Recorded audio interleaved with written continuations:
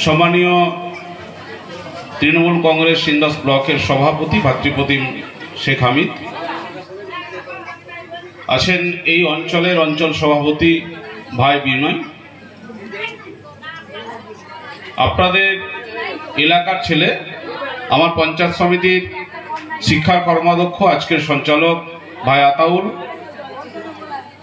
জেলা পরিষদের আরেক সদস্য একটু আগে বক্তব্য রাখছিল শ্যামলী, পঞ্চায়েত সমিতির আরও 3 জন কর্মাধ্যক্ষ, ইন্দাসের বরিষ্ঠ নেতৃত্ব মোল্লা নাসের আলী, নিমাই মহন্ত, পরেশনাথ ঘোষাল, তাছাড়া এখানকার এই আমগুল অঞ্চলের সমস্ত নেতৃত্ববৃন্দ, অলোকদা থেকে শুরু করে অসিতদা এসছেন, অনেকদিন পরে অসিতদাকে দেখে ভালো লাগছে,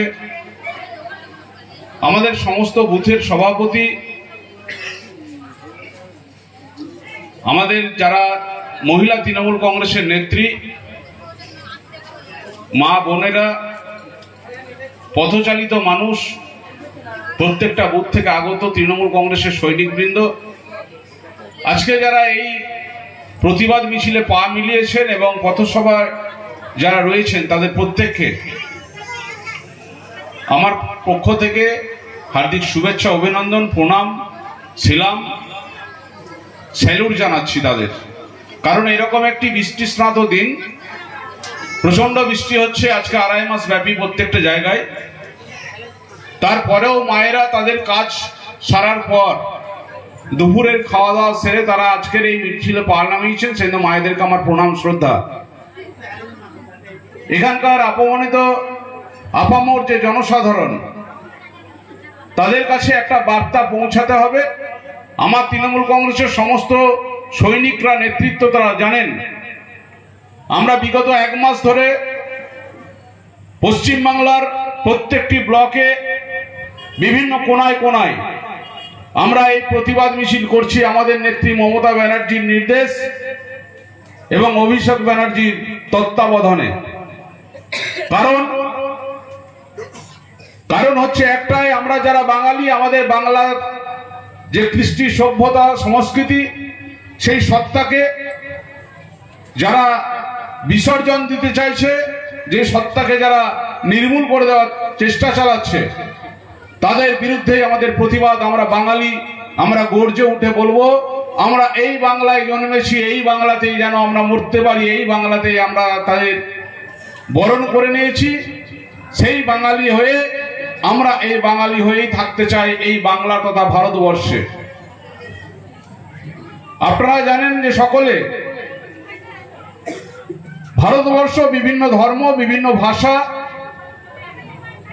বিভিন্ন জাতির সত্তা দিয়ে ভারতবর্ষ গঠিত।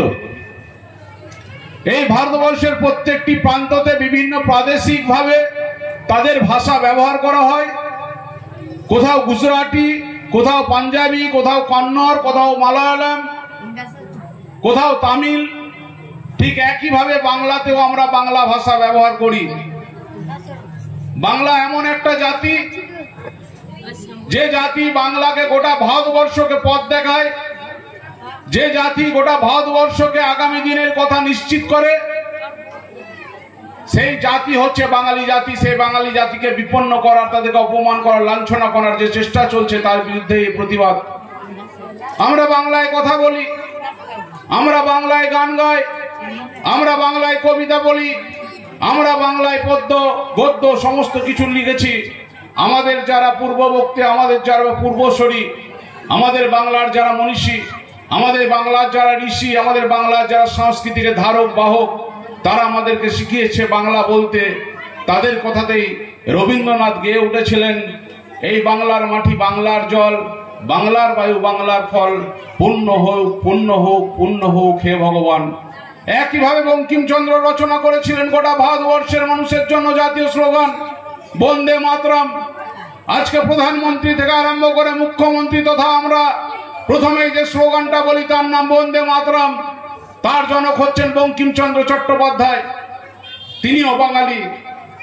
বাঙালিদের যে সংস্কৃতি, বাঙালিদের যে ঐতিহ্য, তাকে রক্ষা করার লড়াই মমতা ব্যানার্জি সামিল করার জন্য বাংলা 10.5 কোটি মানুষের কাছে আহ্বান জানিয়েছেন।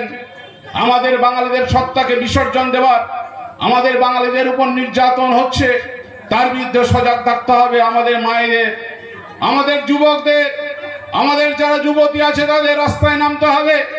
আমরা বাঙালি গর্বের সঙ্গে বলে উঠতে হবে। 200 বছর ইংরেজদের পরাধীনতা থেকে আমরা মুক্তি পেয়েছি। এই বাংলায় আন্দোলন গড়ে উঠেছে। সেই বাঙালিদের আন্দোলন গোটা ভারতবর্ষে ছড়িয়েছিল। আমাদের জাতির জনক মহাত্মা গান্ধী বারে বারে বাংলায় ছুটে এসছেন। বিভিন্ন প্রান্তে বাঙালিদের যে আন্দোলন, সেই আন্দোলনকে তিনি রূপরেখা করে আগিয়েছেন গোটা ভারতবর্ষে। এই বাংলা থেকে আন্দোলন গড়ে উঠেছে। সেই বাংলা গিয়ে পৌঁছেছে দিল্লিতে। আমাদের নেতা যেদিনকে নেতাজি আওয়াজ তুলেছিলেন দিল্লি চলো, আজকে গোটা ভারতবর্ষের স্লোগান ছিল দিল্লি চলো, দিল্লি দখল করো। কারণ একটা সময় 1757 সাল, সেই 1757 সালে পলাশির প্রান্তরে বাংলার শেষ স্বাধীন নবাব সিরাজউদ্দৌলার পতন হয়। তারপর ইস্ট ইন্ডিয়া কোম্পানি আস্তে আস্তে বাংলা দখল করার পর গোটা ভারতবর্ষ দখল নেয়। কারণ ইস্ট ইন্ডিয়া কোম্পানি সেদিন জানতো যদি বাংলাকে আমরা দখল করতে না পারি, যদি বাংলার মানুষকে অবরুদ্ধ করতে না পারি, গোটা ভারতবর্ষকে আমরা দখল করতে পারবো না। তাই সেদিনকে বিশ্বাসঘাতকতার মধ্য দিয়ে সিরাজের পতন হয়। বাংলায় সেদিনকে ইস্ট ইন্ডিয়া কোম্পানি সূচনা করে তাদের রাজত্ব, 200 বছরের পরাধীনতার রাজত্ব। এই 200 বছরে শুধু বাঙালিরা গোটা ভারতবর্ষ জুড়ে আন্দোলন করেছে। তাদেরকে পাথেয় করে তাদের পিছনে পিছনে অন্য অন্য রাজ্যের নেতৃত্বরা এসছে। আজকে সেই জন্য আন্দামান, যেখানে সেলুলার জেল, যেখানে বন্দীদের বন্দি করে নিয়ে যাওয়া হতো, সেই সেলুলার জেলে এখনো পর্যন্ত যত আসামির নাম লেখা আছে সেই সময়ে তার মধ্যে অর্ধেকেরও বেশি হচ্ছে শুধু বাঙালি। তাই বাঙালিদের ঐতিহ্য রক্ষা করতে হবে আমাদের। এটা আজকে প্রমাণ করে গোটা ভারতবর্ষ যেখানে আন্দোলন করে সর্বপ্রথমে থাকে বাঙালি। আর এই বাঙালিদের উপর নির্যাতন অত্যাচার হচ্ছে। আমাদের এখান থেকে অনেক পরিযায়ী ছেলে যারা বিভিন্ন রাজ্যে বিভিন্ন কাজেতে গেছে, বিভিন্ন পেশায় আছে, বিভিন্ন চাকরিতে আছে, বিভিন্ন ছাত্র আছে, পড়াশোনাতে গেছে, তারা বিভিন্ন রাজ্যে যাওয়ার পর সেখানকার সেই রাজ্যগুলি যারা আজকে কেন্দ্রের সরকার বিজেপি, হয়তো সেই রাজ্যেও বিজেপি আছে, ডবল ইঞ্জিনের সরকার বলছে, তারা এই দেখে দেখে বাঙালিগুলোর ওপর অত্যাচার শুরু করেছে। বিশেষ করে বাঙালি মুসলমানদের ওপর। বাঙালি মুসলমানদের দেখলেই তারা যখন বাংলায় কথা বলছে তাদেরকে সঙ্গে সঙ্গে পুলিশকে ফেলো করে দেওয়ার পর সেখান থেকে পুলিশের মধ্য দিয়ে তাদেরকে নিয়ে চলে যাওয়া হচ্ছে ডিটেনশন ক্যাম্পে। এই ডিটেনশন ক্যাম্প মানে হচ্ছে একটা জেলখানার মতো ঘর, যেখানে 18 বাই 20 ফুটের একটা ঘর, যেখানে 8 জন 10 জন মানুষকে নিয়ে রাখা হচ্ছে। তাদের সারা দিনের পর একবার মাত্র আহার দেওয়া হয়, কখনো কখনো জল দেওয়া হয় মেপে। তাদেরকে বলছে এখানে বন্দি থাকতে হবে। অপরাধ কি? অপরাধ হচ্ছে আমরা বাঙালি, বাংলায় কথা বলি। তারা বলছে তোমরা বাংলাদেশি। বাংলাদেশ একটা স্বাধীন রাষ্ট্র। বাংলাদেশ আর ভারতবর্ষের মধ্যে ফারাক অনেক। ভারতবর্ষের আর বাংলাদেশের যে বর্ডার, সেই বর্ডারেতে সেখানে যে বিএসএফ থাকে তা কেন্দ্র সরকার দ্বারা সেখানে সংরক্ষিত আছে। আমাদের প্রশ্ন হলো, যদি বাংলাদেশিরা এখানে এসে পৌঁছাচ্ছে, কাদের চেষ্টায় পৌঁছচ্ছে, কাদের আঙুল হেরানো পৌঁছেছে, কাদের মধ্য দিয়ে পৌঁছচ্ছে? স্বরাষ্ট্রমন্ত্রীর কাছে আমরা আজকে দাবি জানাবো, কেন বাংলাদেশিরা এখানে এসে প্রবেশ করছে? বলছে রোহিঙ্গারা আসছে। রোহিঙ্গারা কোথা থেকে আসছে? রোহিঙ্গা মুসলিমরা, তারা মায়ানমার থেকে বাংলাদেশ হয়ে ভারতবর্ষে ঢুকছে, এরকম নাকি তাদের কাছে তথ্য আছে? সেটাও যদি থাকে তাহলে বিএসএফ রাখার দরকার কি আছে বর্ডারে? তাদের নাম যে আছে বর্ডার সিকিউরিটি ফোর্স।